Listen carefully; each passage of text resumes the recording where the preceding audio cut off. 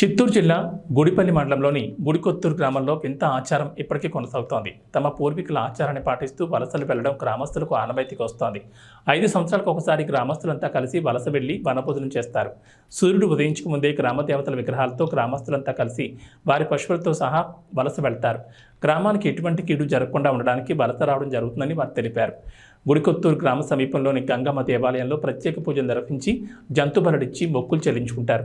గ్రామస్తుల్లో ఐక్యత లోపిస్తే ఇలా వలస రావడం జరుగుతుందన్నారు. గ్రామస్తులంతా సుఖ సంతోషాలతో ఉండాలని పశువులతో సహా గ్రామస్తులు వలస రావడం జరుగుతుందన్నారు. సూర్యుడు అస్తమించిన తర్వాత మొదటగా పశువులను గ్రామంలోకి తీసుకెళ్తారు. అనంతరం గ్రామ దేవతలు ప్రవేశించిన తర్వాత గ్రామస్తులు వారి ఇళ్లలోకి వెళ్తారని తెలిపారు.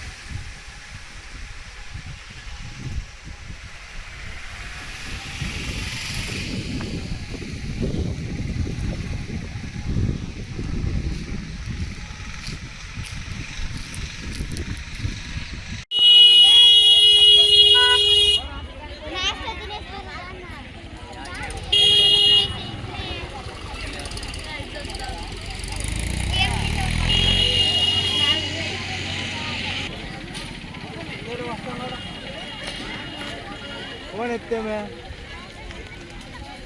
రెండు చేతులు ఉన్నాయి కదా.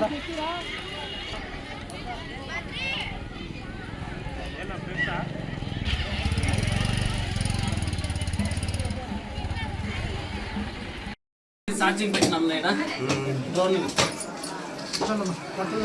తీసుకోండి.